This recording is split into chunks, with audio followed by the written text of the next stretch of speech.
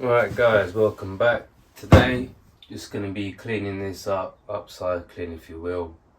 Don't know yet. I picked it up in some sort of yard sale junk buying place. Cheap, I can't remember how much, 10 quid. A little bit flexible. I've bought this, don't know if you can see it. Chalk paint, I like the look of it. Apparently no priming or sanding required.